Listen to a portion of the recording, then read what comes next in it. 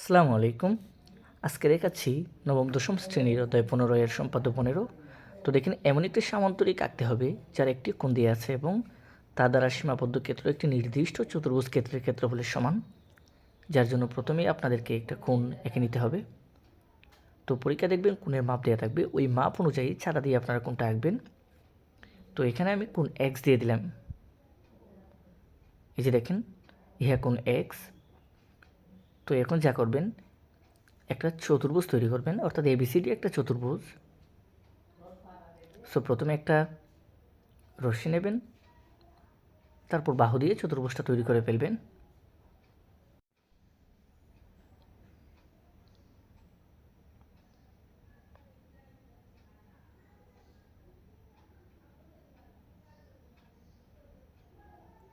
তো পরীক্ষা দেখবেন চতুর্ভুজের বাহুর কোনো মাপ দেওয়া আছে কিনা। যদি মাপ দেওয়া থাকে তাহলে ওই বাহু অনুযায়ী চতুর্ভুজটা তৈরি করবেন, আর না হয় আপনাদের ইচ্ছে মতো একটা চতুর্ভুজ তৈরি করে নিতে পারেন।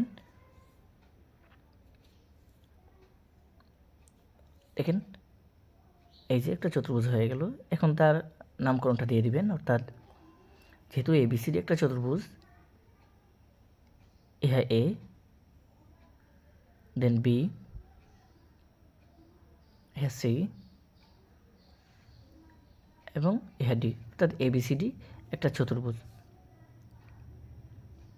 এখন এই যে চতুর্ভুজটা, এই চতুর্ভুজের দুইটা কর্ণ মিলিত করে দিবেন, অর্থাৎ এখানে বি কর্ণ আর ডি কর্ণ যোগ করে দিবেন। এখন দেখুন এই সি বিন্দু হতে এখানে বিডি এর সমান করে একটা রেখা অঙ্কন করব।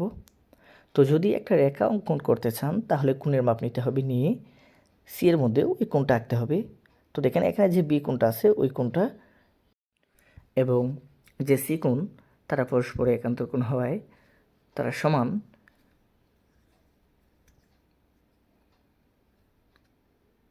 তো দেখুন বৃত্তচাপ এঁকে এই ছেদকের অংশের মাপ নিয়ে এই যে কেটে দেওয়া হলো। তো কেটে দিলে এ বরাবর রেখা টানলে কী হয়ে যায় দেখেন, এই যে বিডি, এই বিডির সাথে সমান্তরালে হয়ে যায়।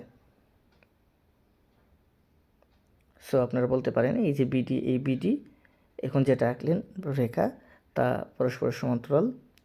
এখন দেখেন বি থেকে ওই রেখাংশের সাথে ওইটাকে মিলিত করে দিবেন,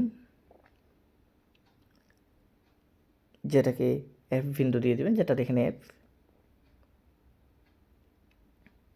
এখন এই এএফ থেকে তার অর্ধেকের বেশি ব্যাসার্ধ নিয়ে এ থেকে উভয় পাশে দুটি বৃত্তচাপ আঁকবেন। দেখেন উভয় পাশে বৃত্তচাপ আঁকবেন, দেন এফ থেকে কেটে দিবেন। এই যে দেখেন এফ থেকে কেটে দিলেন, তারপর এই যে এএফ তাকে সমান দুভাগে ভাগ করে দিলেন। অর্থাৎ মূল কথা হলো এখানে একটা মধ্যবিন্দু পাওয়া, অর্থাৎ তাকে সমান দুভাগে ভাগ করা। তো ইহাকে দিয়ে দিলেন জি। তারপর এই কোণ এক্স এর সমান করে দেখেন, এই যে কোণ এক্স এর সমান করে এই বিন্দুতে একটা কোণ তৈরি করবেন।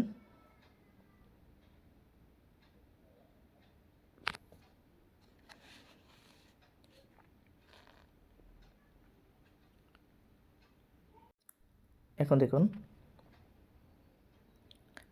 এই যে এখানে একটা রেখাংশ পেয়ে গেলাম।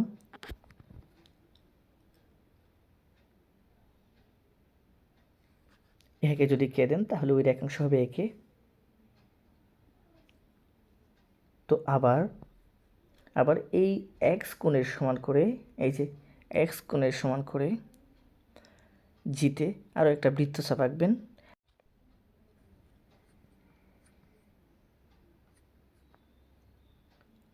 তো এখন কোণের মাপ নিয়ে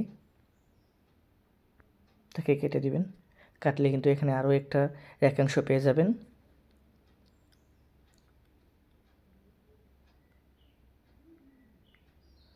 এই যে দেখেন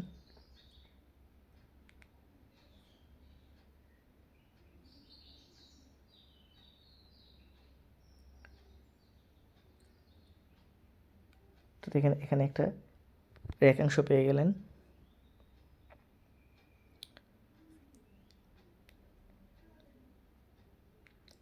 যাকে এইচ দিতে পারেন, তাহলে বলা যায় এখানে এই যে এ কে সমান্তরাল জিএইচ, অর্থাৎ এ কে আর জিএইচ পরস্পর তারা কী হয়, সমান্তরাল হয়।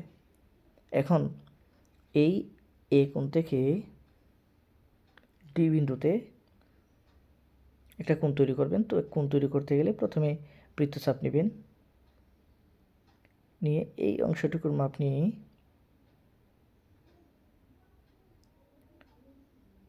তাকে কেটে দিবেন। এই যে দেখেন, তাকে কেটে দিলেন।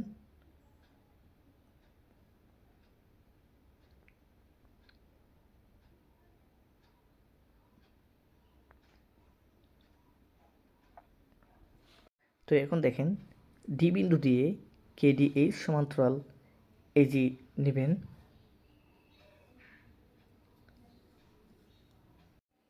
তাহলে বলা যাবে এ কে ও জিএইচকে যথাক্রমে কে ও এইচ বিন্দুতে ছেদ করে। তাহলে এজিএইচ কে হবে উদ্দৃষ্ট সামান্তরিক। নিত্য নতুন ভিডিও পেতে অবশ্যই চ্যানেলটি সাবস্ক্রাইব করে রাখবেন এবং শেয়ার দিয়ে পাশে থাকবেন। ভালো থাকবেন, সুস্থ থাকবেন। ধন্যবাদ সবাইকে।